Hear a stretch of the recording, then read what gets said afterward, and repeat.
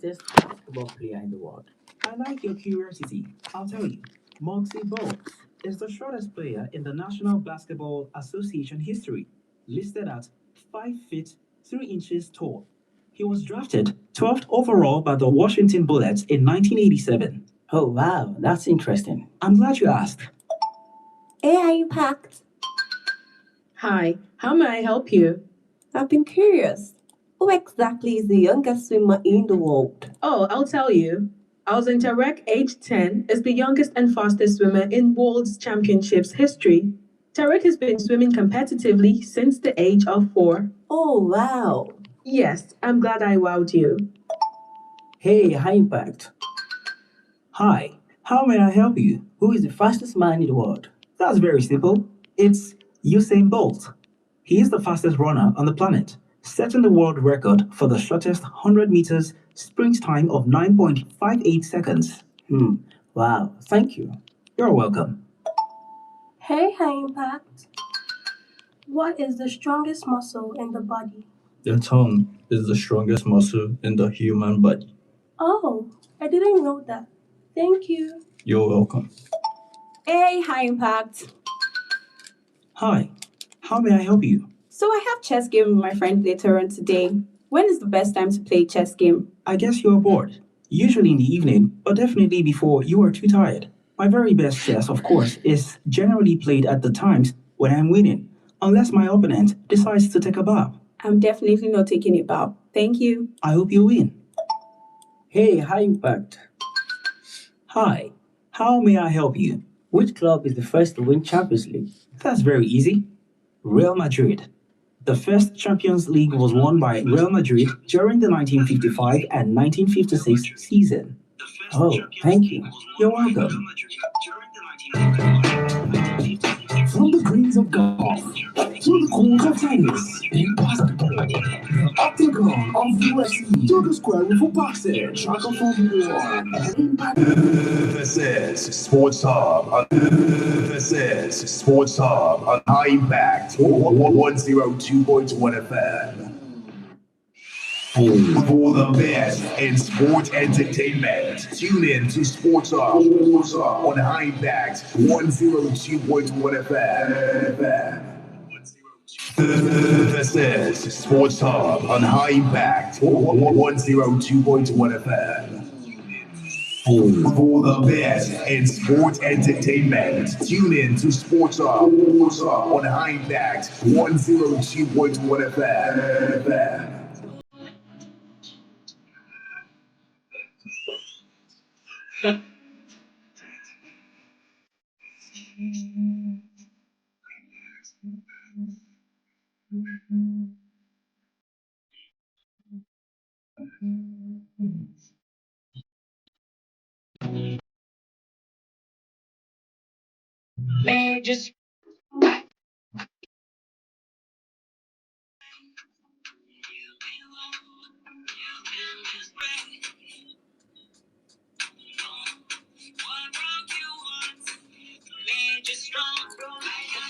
Die, die.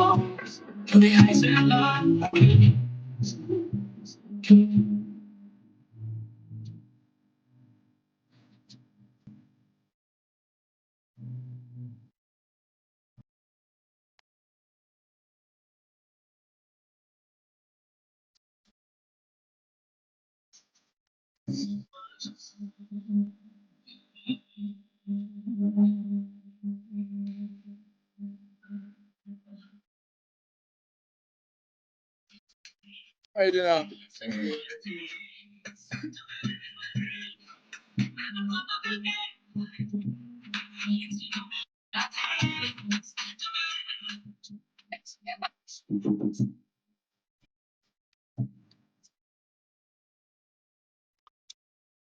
Die. Amazing one right there. Shakira teaming up with Burna Boy to serve as the World Cup team song for the year 2026. The FIFA World Cup 2026 is currently on the way right there in the United States, Canada, and also Mexico. Serving us plenty of vibes, plenty of energy, amazing atmosphere, amazing ambience so far. Late last night, the Three Lions of England were being held by the Black Stars of Ghana to a 10-0-0 draw in that particular group clash. Amazing results for the Ghanaians are not too good for the English team because you expect that they are able to break down the resilience of the Ghanaians. But one thing about the teams that play Highline is the fact that they also struggle with their defense. So that is exactly what happened with England and the Three Lions yesterday, a couple of hours ago as well. We also Cristiano Alvaro dos Santos Ronaldo, let me call it the way the CR7 fans will call it, also made history at the World Cup for the Portuguese national team, scoring that particular brace in that game, becoming the first player in the history of the FIFA World Cup to score in 6 different FIFA World Cups. Yes, Portugal are trashing Uzbekistan. One of my friends actually predicted this 5-0 ball. His own prediction was that CR7 was going to score the 5 goals, but then it did not happen like that. We saw how that particular record-breaking achievement from CR7 happened last night, and a couple of other records that I also set in that particular game are not too good for our African brothers. DR Congo are the team that stopped the Super Eagles of Nigeria from making it to the World Cup, are also getting trashed by Colombia. Well, a slim one right there, 1-0. There was also the game between Panama and also Croatia. Croatia winning by 1-0. So that means that Panama are also out of the World Cup mathematically. Yes, we'll talk about the teams that are still in the prospect of making it into the third best range and the teams that are already out of the World Cup. We'll talk about all of this on the show this evening. Sports Ocean Empire Radio 102.1 FM. I say welcome aboard this ride this evening. You got me, Ayodeji Ajiboye, and I'm serving you all of the major updates coming through from the ever exciting, ever dynamic, and the sometimes controversial world of sport. Without further ado, guys, this evening we'll go straight into the conversation. You can keep track of these updates and more by following us across all social media platforms. We are currently live on our Facebook fan page at Empire Radio 102.1 FM, on our YouTube channel at Empire 102.1 FM right there, and then you can be a part and get interactive with us. You can as well call us into the studio. Let me feel your pulse. Talk to us about the games that you have seen so far, and also the third round of matches that will be starting this evening. Yes, we're seeing the third round of matches start this evening. We'll tell you more about it in the course of the show. 0907-224-5018 is the gateway to the studio if you are right here in Nigeria, +234, guys. And in case you're in the diaspora, just drop us your comments right in the comment section. I'll be more than willing to take that from you. Yesterday evening, the meeting by the National Sports Commission and also the Nigerian Football Federation definitely brought about dancing times, pomp, pageantry for a lot of football enthusiasts in this part of the country. Look, like, it feels like the NFF know that the street is boiling. Like, the boys are not smiling. The football fans in this part of the world are going haywire.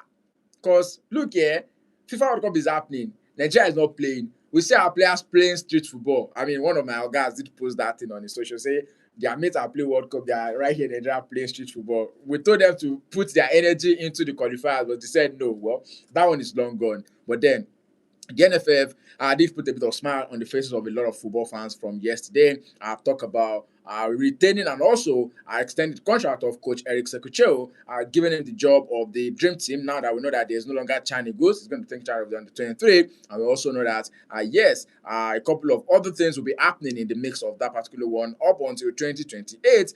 We'll still be having Eric Sekucheo around. And also, good news for the Nigerian Premier Football League as well. A whopping 1 billion naira, guys, for the winner of the NPFL from next year.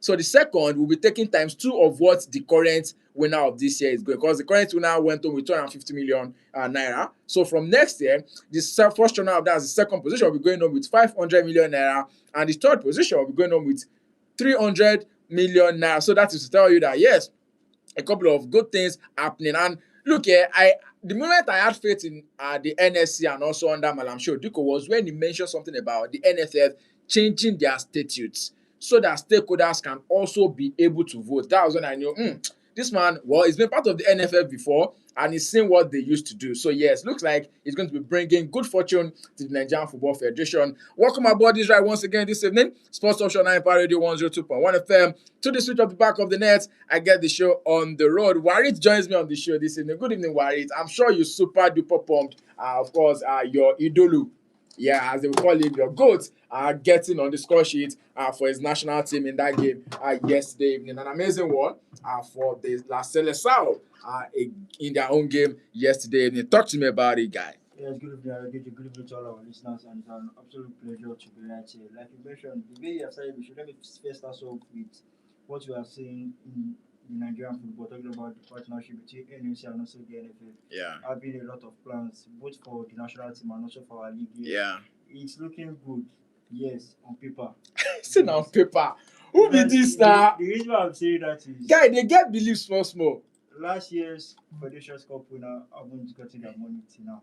So it's not just by saying it's not see the action at the end of the day. It's a good one. If at the end of the day we are having, initially it was always the winner of the league who is always getting the prize money. Yeah. It's always being rewarded. Now they have streamlined it or widened it to 3 clubs. That's not the top 3. The first is getting 1 billion, which is going to go a lot. It's going to do a lot for any team that wins the NPFL combination next season. The second is going to get 500 million because the amount of money that is being this team spent, this club. A lot of the clubs in the NPFL are government-run clubs, but for the private individual clubs, this will be a positive one, and it will give them this ginger going into the next season. I mean, someone was joking, and he said he's happy that Kun Khalifa did not, that the chairman of Kun Khalifa will be happy that he did not relegate, so at least he will have a shot at winning 1 billion. I mentioned someone that's one of our guys was talking about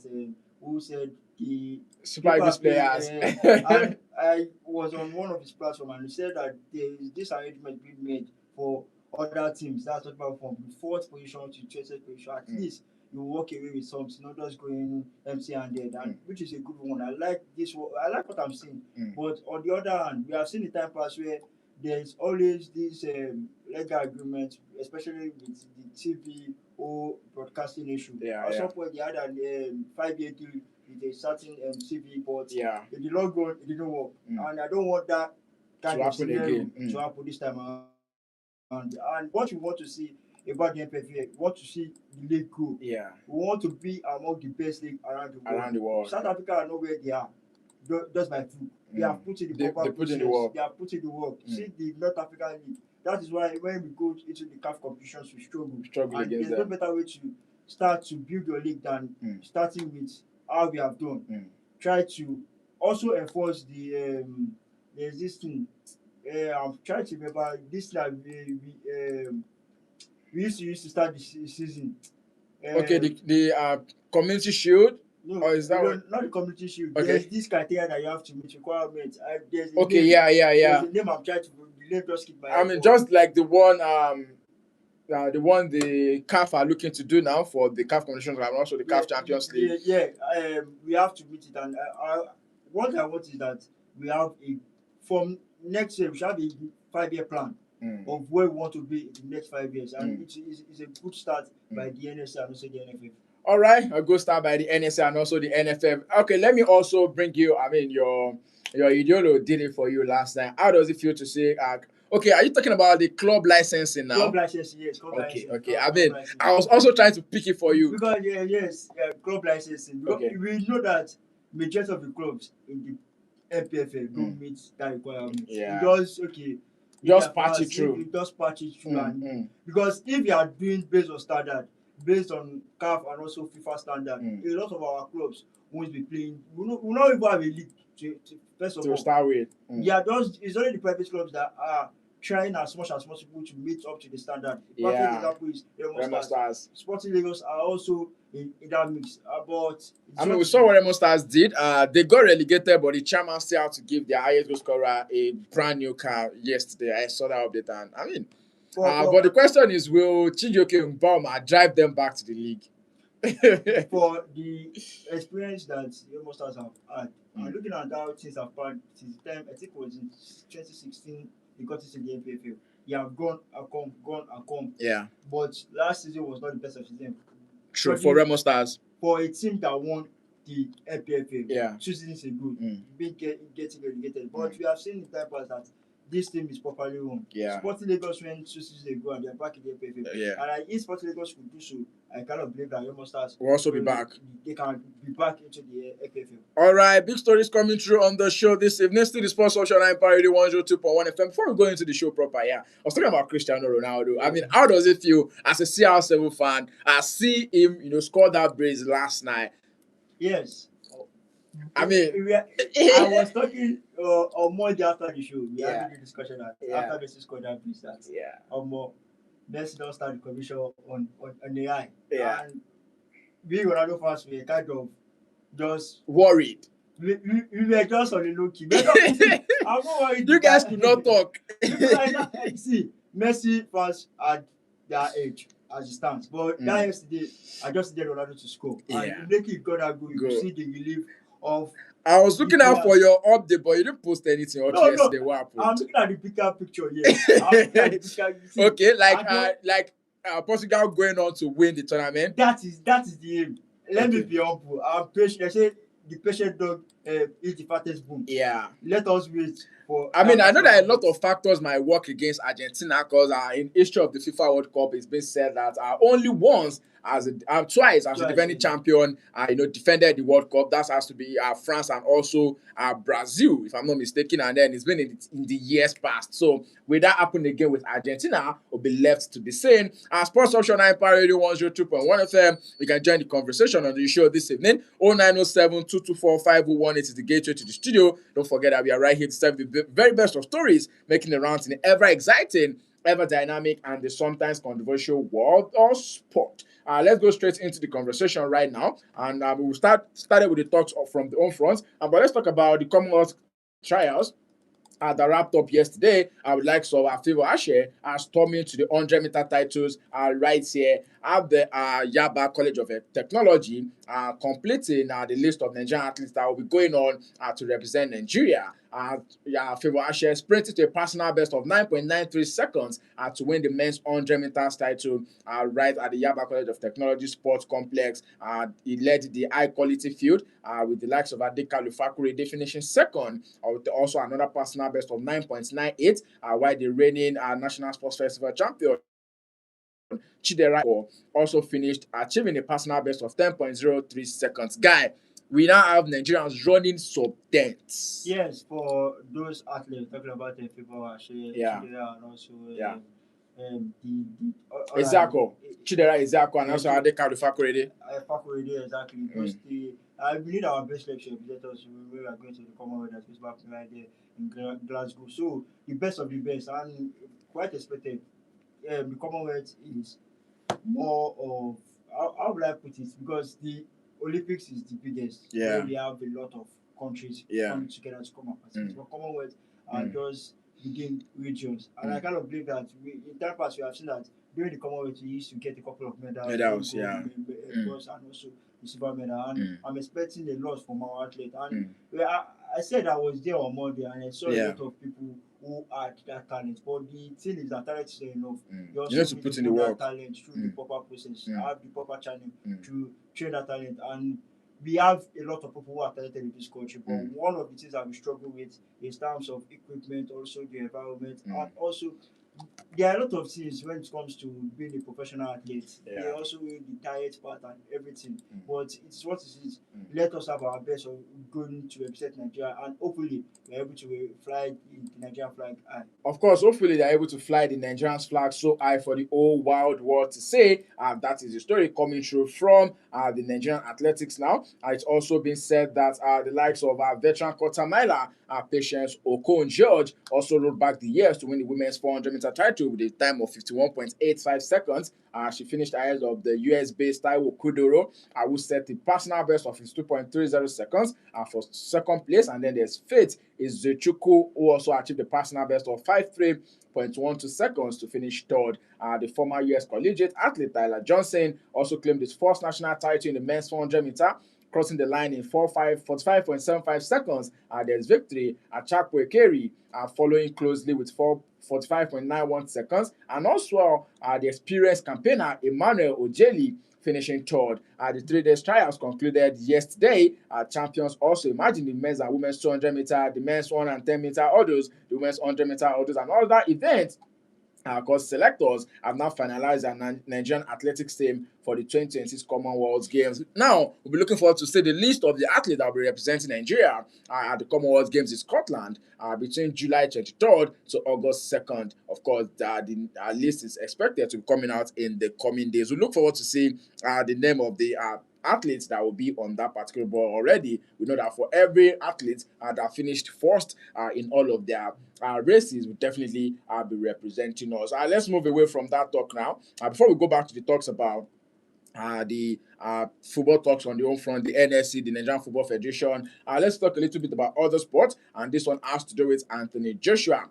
Joshua is saying that yes, there's a couple of positivity coming into his fight against Tyson Fury. Though the venue for that fight is still said to be unknown yet, but we know that it's going to be happening later this year, either around November or December. But now there's a bit of unbalanced between the two parties, that's the Frank Warren and also the Earn, who are looking to say, is it going to be UK, is it going to be US, or is it going to be in the Middle East? Yes, for Anthony Joshua and also Tyson Fury, this fight has we have waited long for this particular bout. And it has lost its excitement, right? Yes, that's where I was going. When both boxers were in their prime, and at some point it was started to be the undisputed bout. I was talking about. You know that both boxers are British heavyweight, and with the way things have, in time past, with the way things have been, it's always one party not being satisfied with the argument, and I think finally they have to come together and find a balance at the end of the day, because if venue is an issue, I know that a lot of people who want to host this particular, especially the Middle East. I've seen Saudi Arabia host a couple of events. I think was it not 2 years ago we had the Riyadh season where a particular period all majority of the boxing match was being fought in the Middle East. Also to see the fight and who is going to win at the end of the day. I don't just watch one particular bout because you can just have a win. Let us see maybe a trilogy or a double between these two. All right. I mean, another former two-time weight world champion, Billy Joe Saunders, is also backing Anthony Joshua for that fight, saying Joshua's physical strength and also punching accuracy are the qualities that could prove decisive when he eventually meets with Tyson Fury. I mean, a lot of guys are actually acknowledging that Fury is superior with his technique, and also, that is what is going to make this heavyweight showdown, a close call between the two of them. Yes, for Joshua, we know where his strength lies on. That is his heavy punch. He's a knockout boxer. For Tyson Fury, in time past, if you are checking the majority of his bouts, he has only lost, I think, against Alexander Usyk. Just one loss in his boxing career. But if you have seen him in time over the years, he is a boxer who can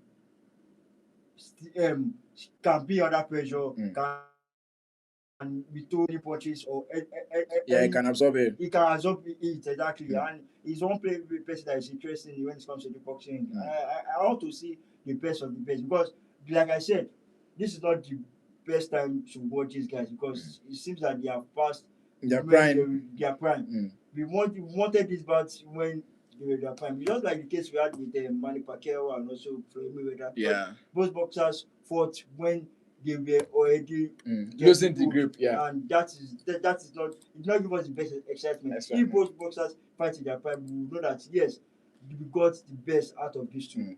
All right, let's move away from that story right now. Let's talk a little about football. Just like we started the show with, it's now been said that Malam Shehu Diko, the president or the chairman of the National Sports Commission, has talked about giving what you call the 2030 World Cup target after renewing the contract for Eric Sekuchio yesterday. Now, it's a do or die now. We have to make it to the next World Cup. We've missed 2 in a row. What happens to the third one? Yes, for the 2030 preparation should have started, and we have seen a couple of good signs with what we saw during the Unity Cup and a couple of friendlies. With Eritrea inviting A lot of positivities. A couple of players, because if you are looking at our age group, talking about the under 17 and under 20, it's kind of blow. There is no future in that particular category. So because you're not even seeing them on the biggest stage. When last the UK participated well at the age grade tournament, that's talking about the World Cup. The last set that won the World Cup, the under 17 was Victor Osimhen. That was way back since 2015. And since that time, the under 17 has not done well in major tournaments. The under 20 have also struggled in majority of the time. And I kind of believe that with what HL has started, hopefully in the long run, we won't be in the situation we are currently in 2030. And for HL, he has made a couple of demands, and the NSC and also the NFF are already succumbing to that particular demand. And this is the stage where you have requested for a particular sport. I are giving it to you. If you are giving it to, we are expecting a wonderful result from you. So much is given, much is expected. And I think that HL have to know this, because for a giant nation as Nigeria, not qualifying for back-to-back. When it was 3, we qualified. When it was 5, we qualified. Now that it's 10, we're missing out to qualify, which is not a good one. And there's a possibility that the next one, it might be 64 teams, depending on how FIFA conclude with their whole arrangements. But we shouldn't take the next World Cup for granted, just like the way we did this particular time. All right, we should not take the next World Cup for granted, just like we did at this particular time. Of course, you can say that Nigeria remains one of the most successful football nations, winning the AFCON titles 3 times, and also we have been to the World Cup 6 editions, yes, and we have also reached the round of 16 on 3 occasions. I remember in 2014 we were in the round of 16. We were in the round of 16 in 1998 as well as 1994. So been there 6 times. I've been to the round of 16 3 times. That is to tell you that yes, this particular Super Eagles, they are not just a pushover when it comes to football, both on the global. I mean, you can even see that right about now. Nigerian jersey continues to appear at the World Cup. I mean, different visuals, you just find out Nigerian jersey there, ably representing. One of the things that you used to put in Nigeria in the limelight is always our jersey. If you remember the 2018 World Cup, our jersey was the best jersey in terms of the design and also the face value. It was top notch. And this particular one, looking at that, the brand that will be put in charge, I've gone about it.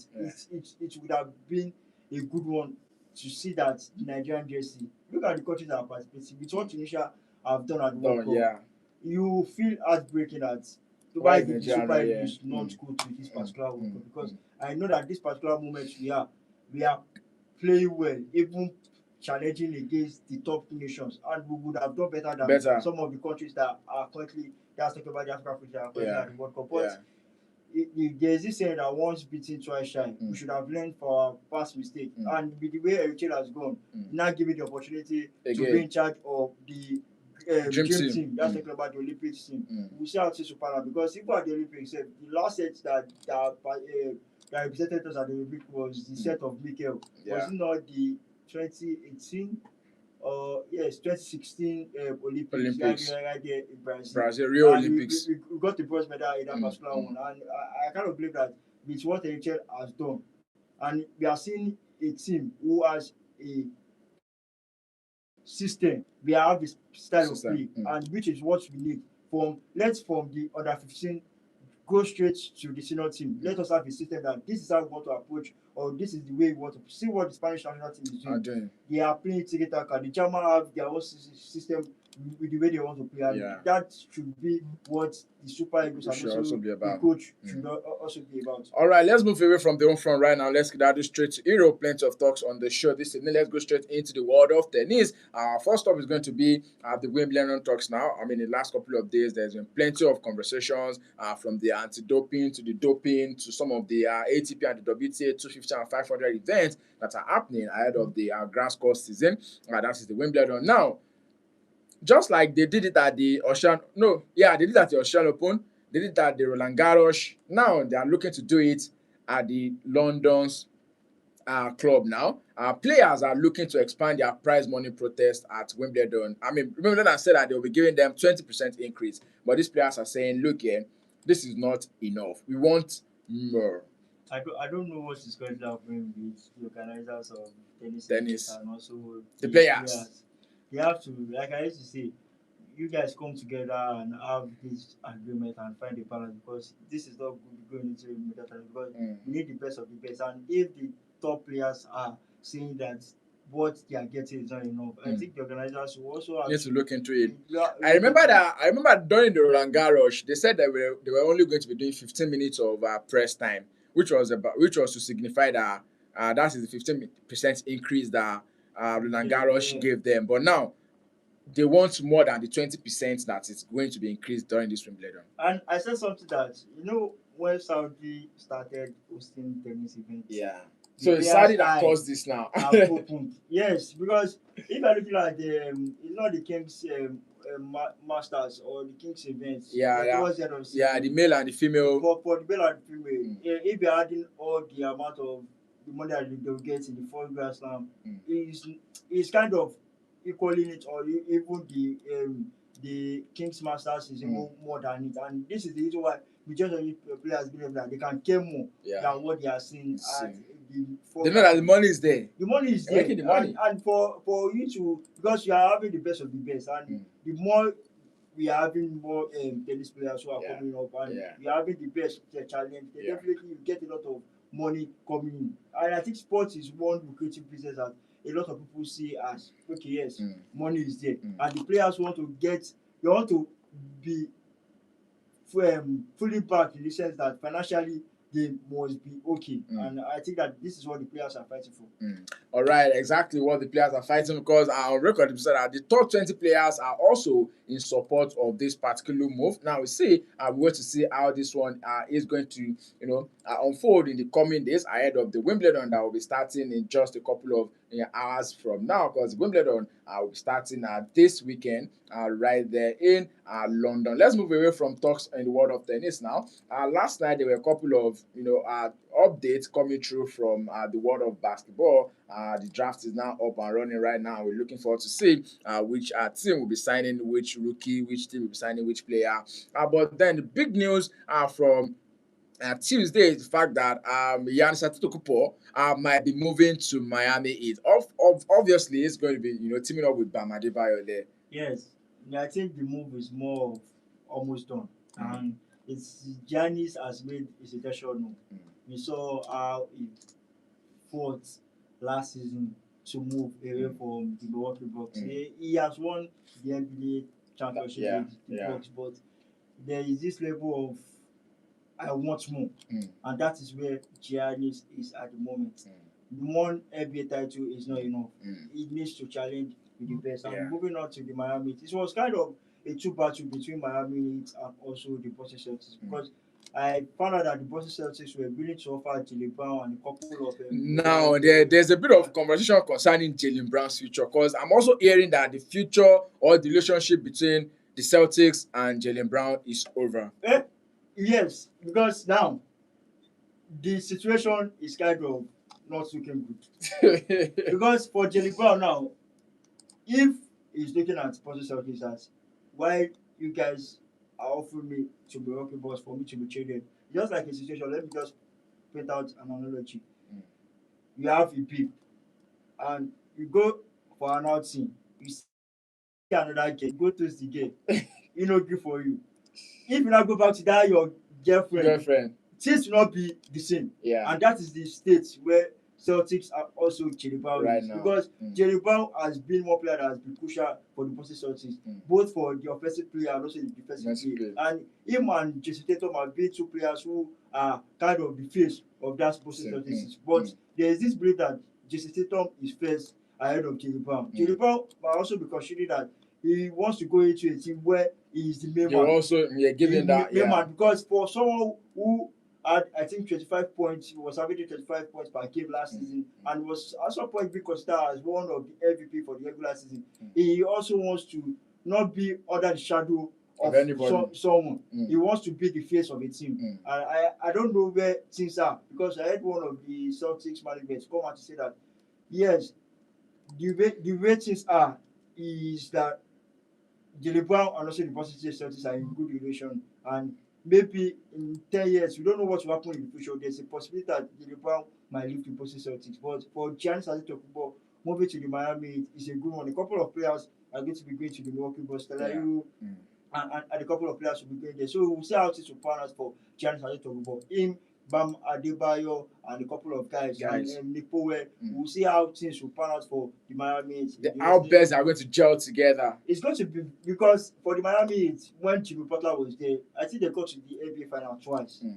They lost to the Denver Nuggets one and lost to the Lakers. That was during the COVID period. And if from this Miami, and we expect lots, we are going to be expecting lots from them going in the NBA season, next season. Alrighty, 0907-224-5018 is the gateway to the studio. Once again, let's quickly skedaddle into football talks now. I'll talk about the FIFA World Cup.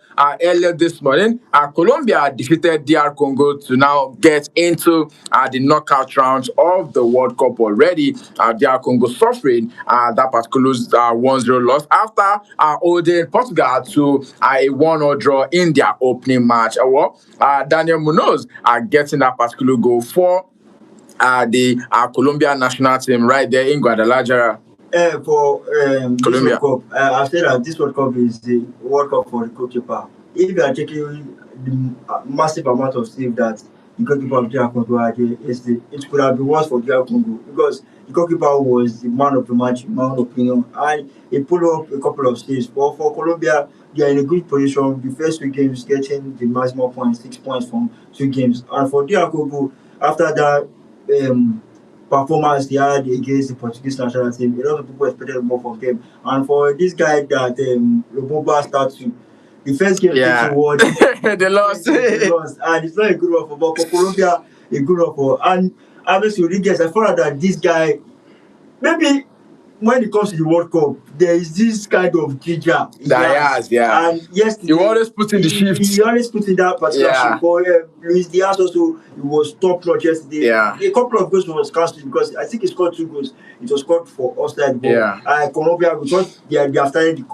competition with. It's a good one going forward, and they are through to the knockout stage. It's true, they are now through to the knockout stage of the FIFA World Cup. So that group already, we know that group is set because Colombia are first defeated Uzbekistan 3-1. So you can tell that it's Colombia, Portugal, and yes, if by peradventure things go the way DR Congo are planning it, and they are also able to maybe manage to get the win against Uzbekistan, then they can be having a shot at the next round of the competition already. But the countries that we already know are already out of the FIFA World Cup 2026. Talk about Haiti, talk about Turkey, talk about Panama, talk about Jordan. All of these countries are already packing their bags just after their 3rd round of matches. Whether or not they win, there's nothing to salvage, or for them to still remain right at the World Cup. They're already separating the boys from the men. 6 teams on paper are now out of the World Cup, and they're already qualified for the round of 32. I'll talk about the 3. Maybe we cannot add Canada yet because they still have a bit of work to do in the next round. But we know that Mexico, USA, Germany, Argentina, France, Norway, and Colombia are through to the next round. Yes, for those countries who have won their first 2 games, like you mentioned, Argentina, USA, Mexico, Colombia, Germany, those teams are through to the next round, and their focus now is how they will go about the knockout stage. For the countries that have had the likes of Jordan, the likes of Haiti, the likes of Turkey, the likes of Tunisia, and now yesterday Panama has been confirmed that they will be. And now we are getting a clear picture of the teams who are going to the next round. And like you said, we are at that stage where the men are now separated from the boys. The boys, as it stands, have been the teams who have been eliminated. There are a couple of boys that are also trying those people who have been eliminated, but for this particular period, we are going into the 3rd round of the group stage games, and a lot of countries are still going to be eliminated. And also, by the end of the day, we are going to have 2 teams who are going to be qualifying for the next one. Alright, yeah, the teams that will qualifying for the next round here, there's also the game between Panama and also Croatia. Panama, just like I've mentioned, are out, are losing to Croatia 1-2. Nothing. Croatia also lost their own first game against England, 4-2, and then our Ghanaian brothers holding the Three Lions. Of course, that has to be the game of this round, because on paper everyone would think that the Three Lions would roll over the Ghanaians in that game, but they held on to it for 90 minutes. Yes. Let me start off with the game between Panama and also Croatia. For Croatia, they knew the assignment. Win that game and put yourself in a good position, and which they were able to do. For Panama, looking at the two games they have lost, they lost it by 3 matches to Ghana 1-0 and also to Croatia. And I watched that particular game. Panama, they had something similar to the game that they had against Ghana, where they had the chances, but in front of goal, they are not clinical, and that is the reason why they're out of the competition. Because when you are creating the chances and you're not converting the chances, then there's no essence of that chances you are creating. And you could see that this team were playing good football, but at the end of the day, when you are given the chances, you have to take it. And when you don't take it, you're going to pay for it. And yesterday it was Bodome, the Osasuna striker, that gave Croatia, became the second oldest Croatian player to score at the World Cup, and which is a good one for Croatia going forward. A team who finished second in 2018, finished third in 2022, and coming to this World Cup, there's this kind of expectation from them. Even though that I think they are one of the oldest team at the World Cup, which is kind of playing a part in being a great bad game, but they have gotten their first win against Panama. And for the game between Ghana and also the Three Lions, yesterday it was a boring display from both countries. We knew the Ghana game plan. We are yet to sit back against I mean, their coach is the king of sitting back. Carlos Queiroz is the king of sitting back, bro. And I would undermine what they did, because going into every game, there's always a game plan. And if it works for you, we know that England are one of the favorites to win this particular World Cup. And for the Ghanaians, looking at how things are found out coming into this World Cup, they did not qualify for the AFCON. They started their coach Otoado coming into the World Cup. Brought in Carlos Queiroz. Before Otoado, they had this foreign coach before Otoado. Chris Hilton. Was in charge of that particular team. And things was not looking good for them coming into the World Cup. But looking at how the World Cup has gone, with 2 games, 4 points, I think that the Ghanaians should be satisfied with what they had. And for the man that said that he tied Hurricane leg, the way this is going, it looks like yes. And there's this belief that I've seen this question that does black magic, does voodoo work in football? For the man, he said yes. And like I said, for the English, the Three Lions, let me talk about them and Thomas Tuchel. Coming into the tournament, I said Thomas Tuchel that I'm going to judge him for the selection of his team. My own is that every coach dies by that decision. He has made that decision, and we that we are outside there, we that we are yet to analyze them until he feels that's when he will come out for his head. And with the way things have going, look at how a couple of players have played, the likes of Gordon and also Noni Madueke. I'm still questioning why those 2 players are starting ahead of a couple of players. And yesterday, we saw a boring display. Just like with the way we have seen from a couple of teams at this World Cup. We saw again the spring against Cape Verde, where the team lack creativity, the team lack intensity, they lack that urgency. We saw it against Portugal, between Portugal and Nigeria. And yesterday was another game we saw between England and Ghana. The English team lack this creativity, and this is what differentiates an exceptional player from an average player, where there's this individual balance, there's this way you read the game, there's this way you are supposed to create chances. Try to read the game and allow your team to win. Yesterday, we did not see any of that from the players that played for the Three Lions, and which was quite a disappointing one from them. But for Thomas Tuchel, the aim as it stands is to just get out of the group. And for Tuchel, we have seen the time pass that he is a cup competition manager. He has the proven record, he has the track record when it comes to cup competition. And I cannot believe that for the English team, if he feels, people are going to come out for Thomas Tuchel, because that game was a boring goalless draw. Alrighty, and that game a very boring goal. Let's draw in the words of Warit on the show this evening. I mean, Thomas Tuchel has said he knows that Ghana will be coming on with a particular game plan, but then it's for him to be able to also get his players to do that. I saw one record yesterday now that says Marcus Rashford has now become the player with the highest number of substitute appearances at the World Cup. I don't know. I don't know trace that, but then Thomas Tuchel, sits a bench the likes of Marcus Rashford, even not starting Bukayo Saka, maybe you can say that those are like architects of the Three Lions downfall at the World Cup so far. Let's move on from that story now. Now, still more thoughts coming through from the games, and as well we'll be seeing a couple of games that will be going down later tonight. As to be kickstarting the third round of matches. That is to let you know that look here, we are now into the tail end. We are about separating the boys from the men. Later this evening, Canada will be able to especially know their fate, whether or not they'll be going through to the next round.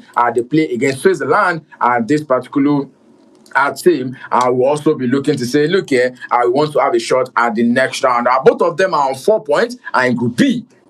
Yes, both of them are on 4 points. Like first and second, Switzerland, Canada are quite top with a large goal difference, and I think like they have one leg. Both are going to qualify out of this group because the other tie that's going to be played simultaneously between Qatar and also Bosnia and Herzegovina.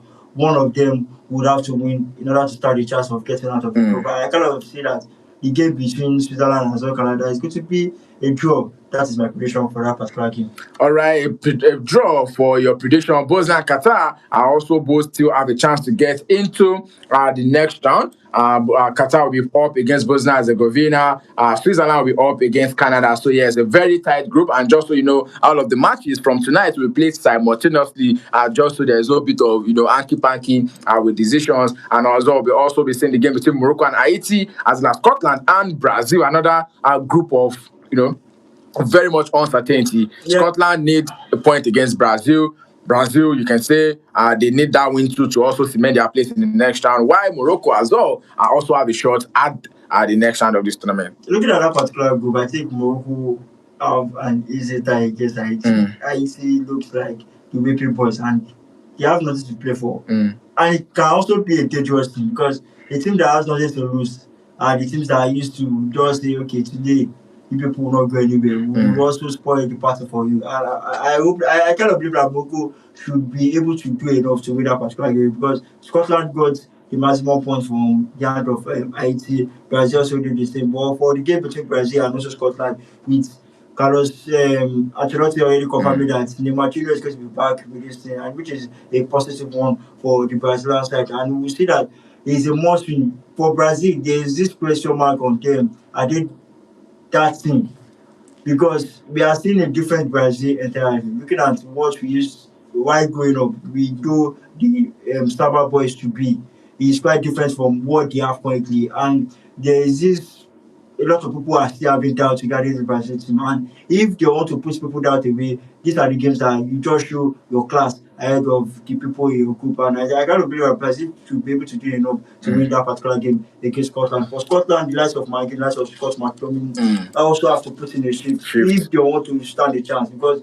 But like a lot of records are against this Scottish national team. Their first World Cup in 30 years. And for the coach, Steve Clark, he has a huge task to do. He can do the unthinkable, getting a draw against. Because if Scotland get a draw, it will be an headline, and it will put them in a good position to get into the knockout stage. I think that should be their focus, getting into the round of 16. And will they be able to do that? That is where the question lies regarding this particular game between Scotland and also Brazil. All right, let's quickly go on into our other thoughts. A couple of games we played midnight as well, as Czech Republic against Morocco, against Mexico, and Mexico already through. And then at the big game, South Africa up against South Korea.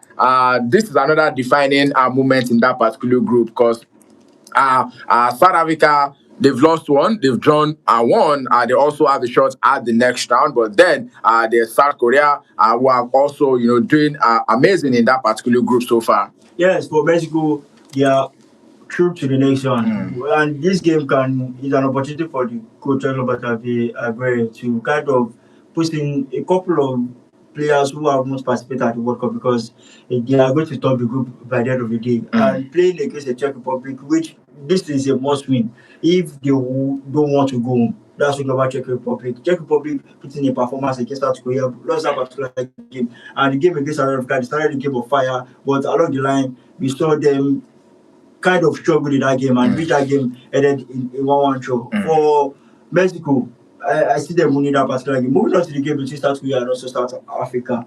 For Hugo Bruce, he has come out to say that he believes that South Africa campaign, World Cup campaign, is not going to end today, and he doesn't want to retire getting knocked out in the group stage of the World Cup, which South Korea also would want to win this game because they have 3 points, lost against Mexico, and with what I've seen from South Korea this particular World Cup, they have been impressive, and we have gotten the best of football from this side. So South Africa is a difficult task for them, but there's this thing that if you want to be the best, you have to be the best, and if South Africa want to get out of this group, they have to get past this South Korean team. All right, hopefully they are able to do that. Curacao tomorrow will be up against Ivory Coast, while Ecuador will be up against Germany. Well, that group you can say maybe it's more like a dead drop already. Germany are through, and then the second spot is between Ivory Coast and also maybe Ecuador.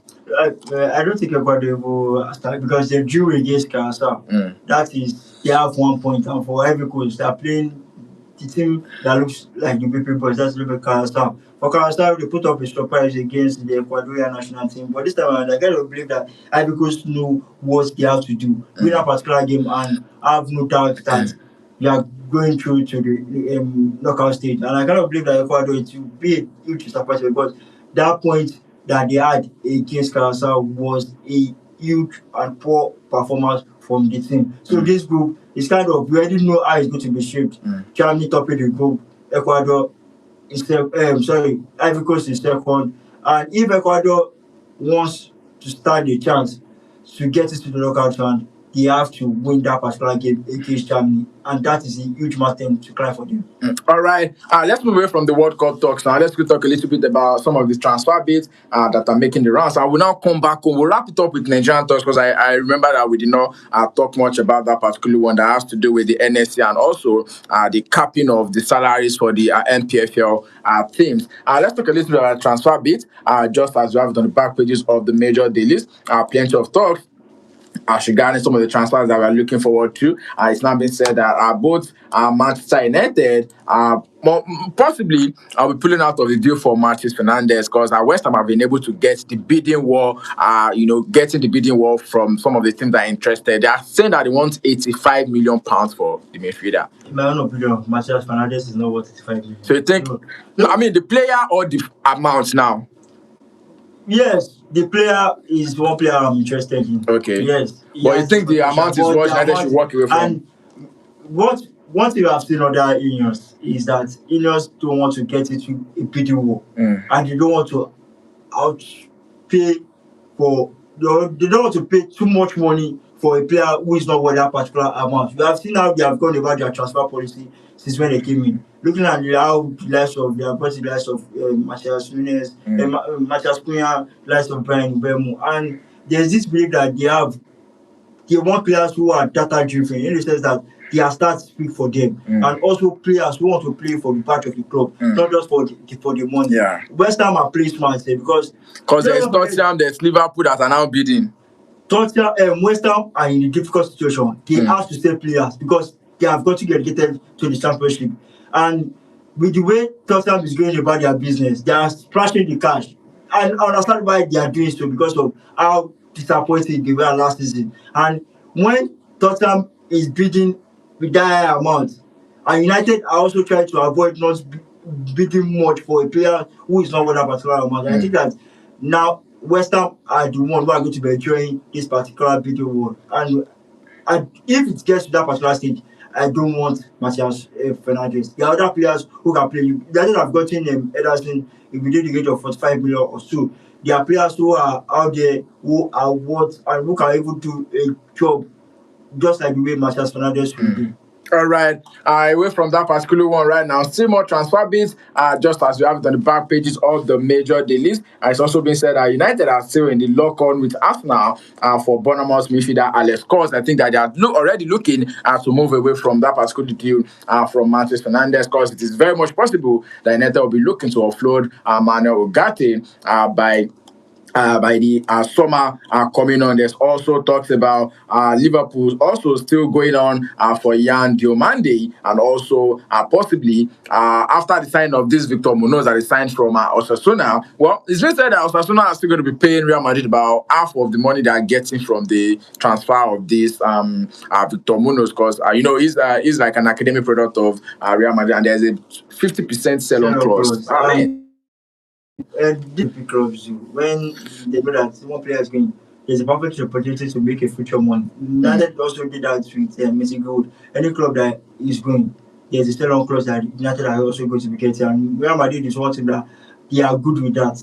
It's either they put a sell-on clause or a buyback clause when you are leaving. And for Munoz, Liverpool have secured that particular signing. And for Diomande, with what he is able to do at the World Cup, just expect that Leipzig won't make it easy for Liverpool. And in my own opinion, the transfer market is outrageous right now, because someone like Diomande, someone even said that a French, this is a Saint-Maximin type of player, where you just have this flair, this I can beat you, but his end product is not there. And I cannot believe that is what Diomande is. Yes, he has that talent, he has that potential, no that, but does he want that particular amount of money that Leipzig wants for him? In my own opinion, no. All right, let's move on from that particular one as well. Plenty of talks on the show. Aston Villa are also keen on West Ham forward Jarrod Bowen, according to the news report making the rounds. While Real Madrid have now turned their attention to Chelsea midfielder Enzo Fernandez. We are looking forward to see how that one is also going to pan out in the coming days. Like I said, let's wrap up with us coming through on the on front on the show this evening. We're talking about the Nigerian Premier Football League, and as well the NSC capping the salary for NPFL players at 1 million naira. Good move? Yes, good move. Players welfare now very considered, because in a lot of this club, and you have to enforce it. Majority of NPFL club owe their players. You can put up a salary cap, but at the end of the day, if people who are struggling to pay before the salary cap is being put in place, then when the salary cap is not being put in place, we are going to hear a lot of players being owed. And I don't want that. Look at the NFC are doing the proper things, but at the end of the day, with this club adhere to the rules or this kind of framework being put in place, that is where we have to watch out for. The NPFL clubs used to get away with some certain things. Yeah. And this is not what, if you have to start something, let us do it the right way. And if the body who are running the league are already putting in the proper rules, the proper framework, also the clubs will have to complement the work that these people are putting into place. And this is my own opinion regarding that. This is a good initiation. This is a good initiative. And moving forward, we want more of this from both the clubs and also the organizers of the league. All right, both the club and also the organizers of the league, and that's how we'll be wrapping up the show this evening. Sports Talk Show 9 Power Radio 102.1 FM. But before we go, Warid, I would like you to give us your final sense on the show this evening. Yes, the NBA, the draft happened within the early hours of this morning.